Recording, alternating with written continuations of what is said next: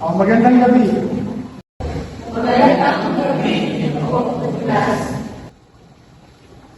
Ang tatanungin natin ngayon gabi ay tungkol sa buhay ng Rizal. Mr. Mancha, maaari naman tumayo at isulat ang pangalan ng ating pambansang bayan sa Rizal.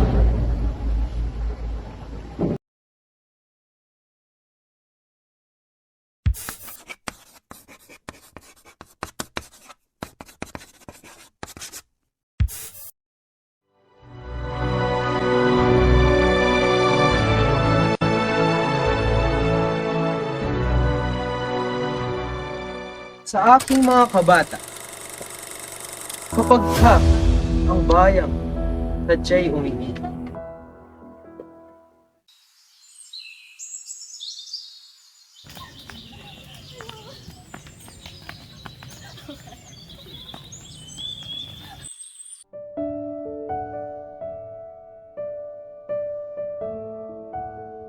Pepe, halika tayo maglaro sa parang. Naisin ko man, ngunit ako'y may ginagawa.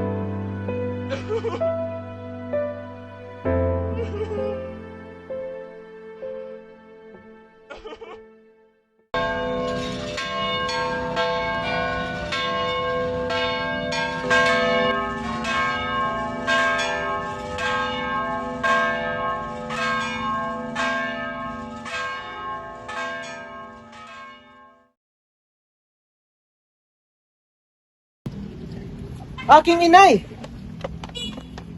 Kinagagalak ko ang iyong paglaya. Tumulat ako ng isang tula dahil ikaw ang aking inspirasyon.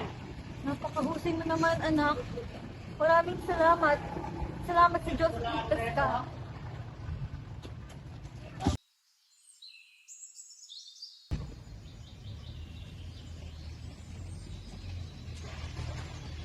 Dinar na, ito ang iyong tsaa. Salamat, Inay. Ano ang tinitingnan mo dito sa labas? Ang langit. Hindi ba't ito'y napakaaliwalas ngayong umaga? Tama ka dyan. O siya, pupunta muna ako sa kusina para tingnan ang niluluto ko para sa atin. Diyan ka na.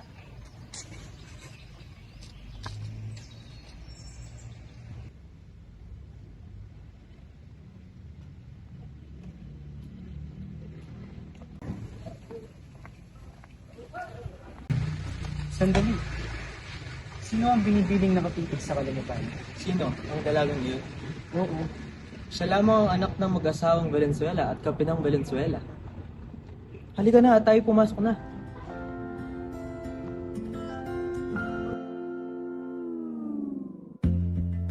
Sa unang tingin agad na humaling sa nagniningning mong mga mata.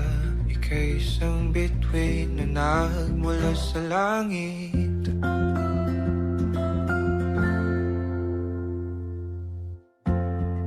Hindi ko mawari ang tagal ay mong tinatangi. Sadya namang nakakapighani, di may paliwanag ang nararamdaman. Namumukat ang aking ligaya sa tuwing ika'y papalapit na. Hawakan mo ang aking kamay, o para't luman, ika'y akin ang tatalin sa di mo inasahang paraan.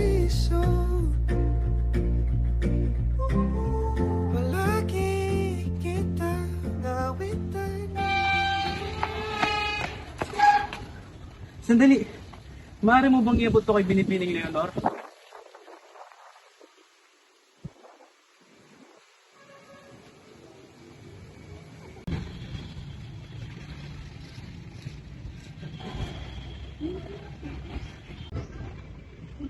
akin ito kanina, ako nasa labas. Kanina ito galing. Hindi ko alam ang kailangan. Ngunit sabi niya sa akin, ibig ko raw yan sa iyo.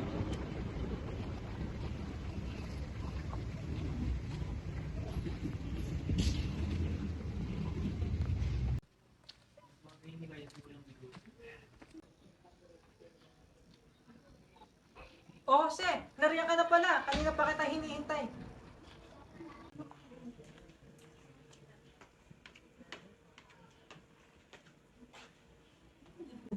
Yunor!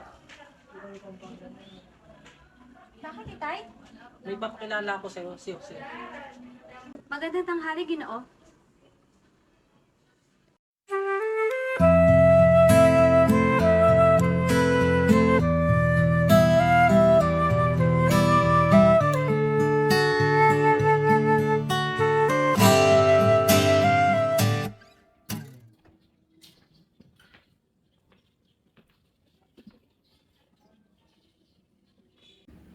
Magandang tanghali, Binibining. Magandang tanghali. Ano na lamang yung ginagawa at ikay nag-iisa? Gusto ko lang ng damdamin ng hangin at pagmasa ng kagandahan ng mga halaman sa hardin. Isa pa, kakatapos ang din naman manahi kasama aking ina. Nga pala, boss, ang boy narinig ko na nanggaling sa kabilang kwarto. Boses ko ngayon, nakakayat narinig mo pa yung sa kanina. Hiling mo ba yung pagkanta at pagtugtog ng piano? Hindi ko pag-awit. At sinulad na lamang ang pagtugtog. Pagamat hindi ko kamay ang pyesa nito, pero tuwang-tuwa ako sa tunog na nagagawa nito. Tunay nga napakaganda. Tungalay kong arana para sa dalagang walang kasing ganda. Amoy rosas ang galing mo ay Kamusta ka, Binibining Leonor? Tunay nga't kasing ganda mo ang bawat araw ko. Sa tuwing tinitignan ko yung mga kamay, lumalakas ang aking puso. Ang totoo ay maaari kong punan ng 1,000,000 mga pahina ng lahat ng mga kadahilanan na mahal kita. Ngunit, mas gugustuhin kong gugulin ng oras na yun sa iyo, minamahal kong Binibini. Nagmamahal, Jose. Binibini! Binibini! Binibini! May sulat ka mula kay Ginoong Rizal. Salamat sa iyong pangungumusta, aking Ginoo. Ako'y nasa maayos na kalagayan naman at sana ikaw ay ganun din. Hindi may kukubli ng liham na ito ang aking nararamdaman nang natanggap ko at nabasa ang iyong sulat para sa akin. Leonor, anak, halika.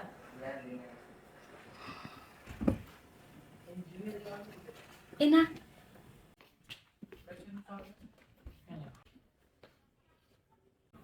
Oh, anak, andito ka na pala.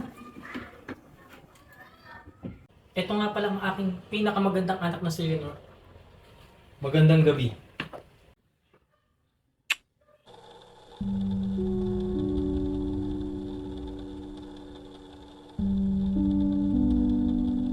Oh, halika't maupo muna tayong lahat.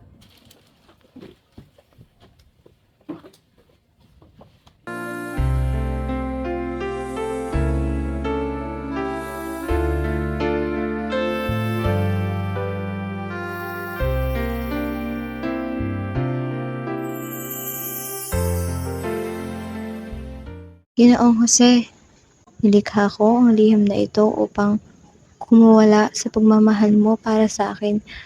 Siya nga pala'y nakatakda na akong makipag-isang dibdib. Paalam, At salamat sa pagbibigay ng talad bituin sa akin. At ang umpisa, papatunayan ang unang pag-ibig ay di mawawala.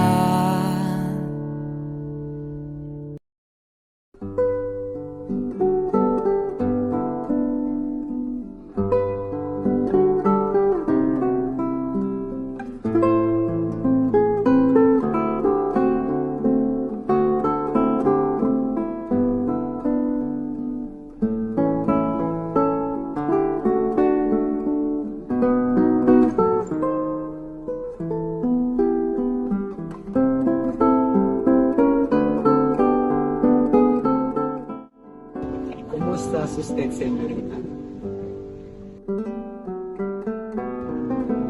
Yan, sige.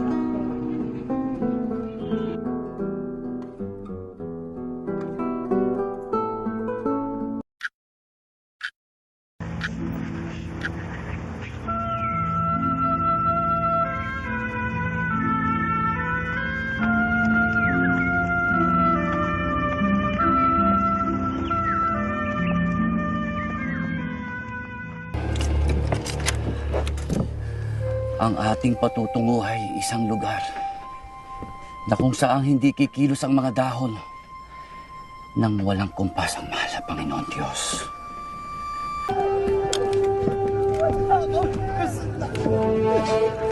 Padre Zamora, ¿algunas últimas palabras? No. Oh, anda.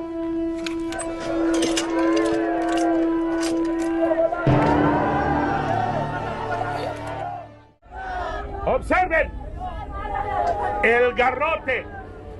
Así sufren los traidores y herejes. ¡Verdugo!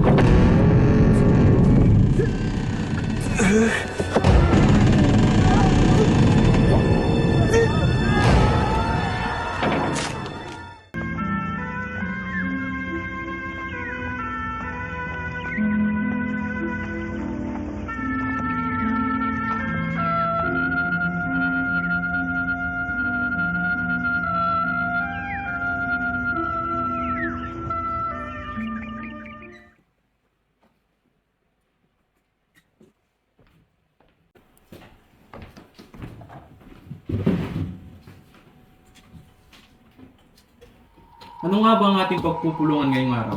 Kung bakit kaya hindi tayo bumuo ng isang nobelang patungkol sa karasang nangyayari sa ating bansang Pilipinas?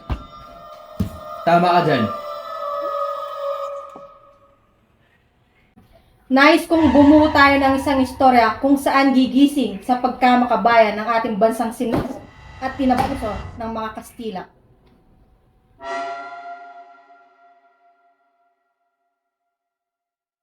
Pakita din natin sa istorya ito ang kalupitang dinadanas ng mga Pilipino sa kamay ng mga praile. Para sa ating kalayaan at para sa ating bansang Pilipinas. Mabuhay ang Pilipinas! Mabuhay!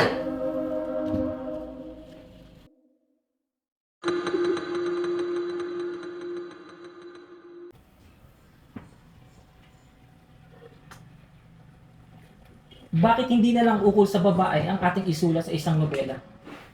Ngunit, hindi naman ito ang ating unang napag-usapan na paksa. Hindi ukol sa mga babaeng nais nating nikahin, kundi tungkol sa mga paghihirap na dinaranas ng ating mga kababayan na naiwan sa Pilipinas.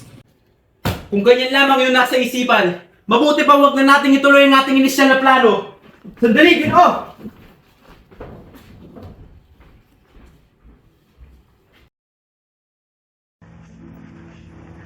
Why no limitano? According to John chapter 20 verse 17, where Jesus said to Mary Magdalene, "Don't touch me," when she recognizes him after his resurrection.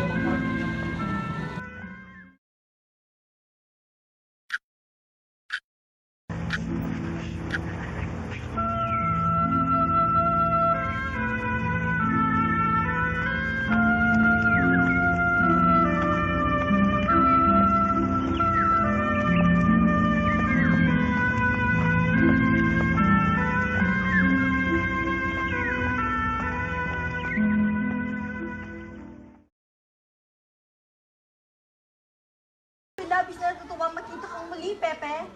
Inay, kamusta ka? Sina Trining at iba pa?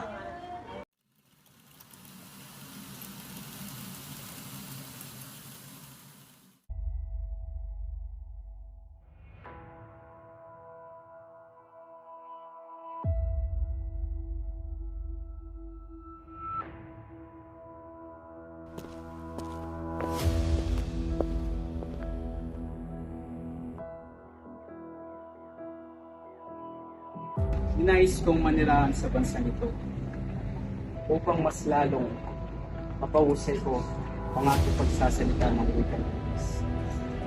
At upang mapag-aralan ko ang mga aklat ni Morgan Luna na Sucesos de las Islas Filipinas. At sa panghuli, upang may sakatuparan ko ang pagtuliksa sa mga Kastila at Fraile na umaabuso sa aking mga kababayan.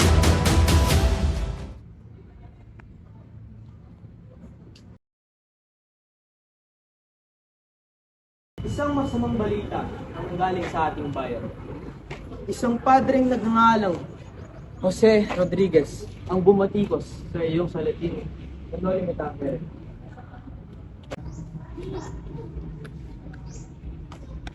Hayaan mo't ako maglalabas ng isang sulatin na pagtuya sa padre hinggil sa kanyang labis na kahangalan.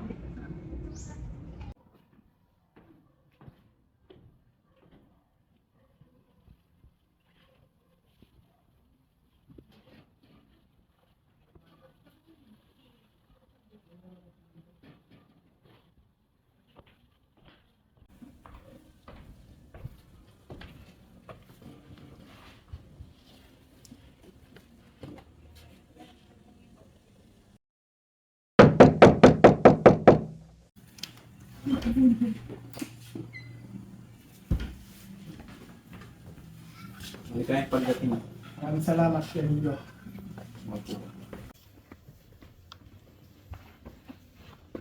Labis ang aking kagalakan na muli kang makita, amigo. Kamusta ang bayan? Ako rin ay natutuwa, amigo. Tayo muli nagkita. Ang bayan ay ganun pa rin. Labis pa rin ang kalupitan ng mga Kastila sa ating bayan. Ngunit may nakita akong kaunting pag-asa dahil sa ginawa ng mga kababaihan sa Malolos. At ano naman ito? Tila may kislap ng pag-asa sa iyong mga mata. Nagpetisyon sila kay Gobernador General Wheeler na magbukas ang isang night school upang mapag-aralan nilang wikang Kastila sa ilalim ni Teodoro Saldico. Bagaman marami ang tumuto sa kanila ay pinayagan pa rin sila ng general. Isang pambihirang tapang ang kanilang ipinamalas. Marahil na may pag-asa pa ang ating bansa.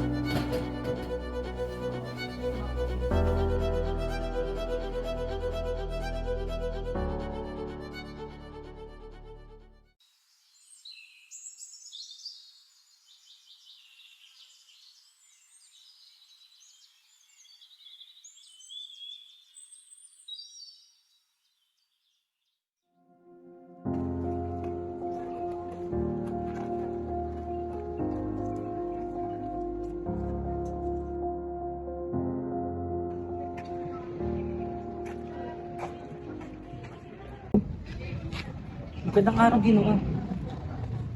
May nagpadala ng sulat muna sa Pilipinas galing sa'yo.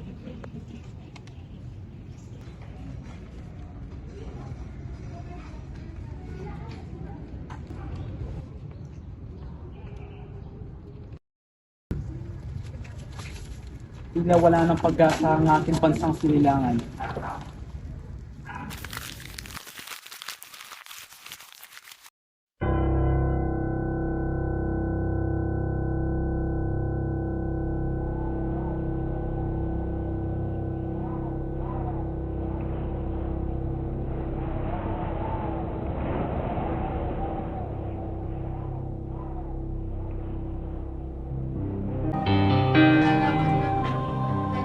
Maraming salamat, Ginoo.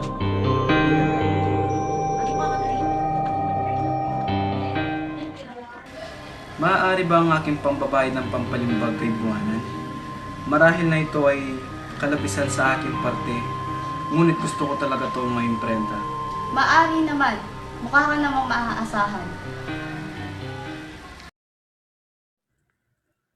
Mahal kong magulang at mga kapatid. Gusto ko kayong makapiling bago ako mamatay. Pumunta rito ang malakas ang loob, may mahalaga akong ibibilin. Ang inyong anak at kapatid ay tos pusong umiibig sa inyo. Jose.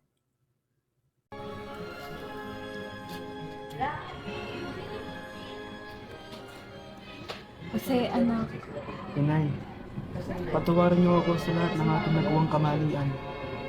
Naway kunin niyo ang aking bangkay sa pagsapit ng aking pagkamatay. Adiós, patria dorada, región del sol querida, perla del mar doliente, nuestro perdido. Maaaring makalimutan man ng mga tao ang aking pagpanaw. Hindi ko ito walintana sapagkat gusto ko maging malaya ang aking bansang iniibig mula sa mga mapangabusong mga Kastila.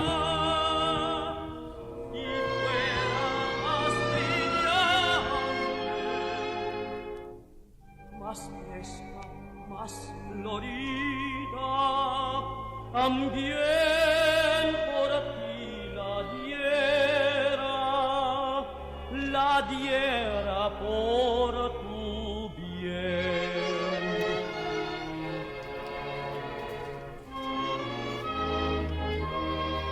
Kumusta ka rito, aking kapatid? Hindi ka ba nila pinapahirapan?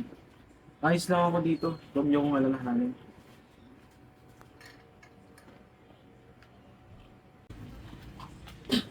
There's something inside.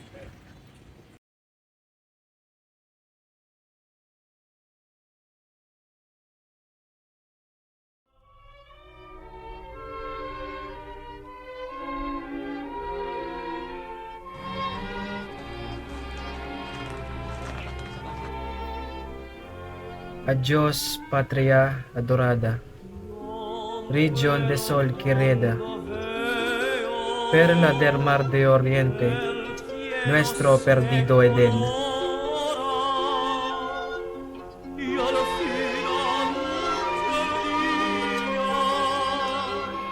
Adiós, queridos seres morir, es descanso. Gagalak ako mamatay na payapa.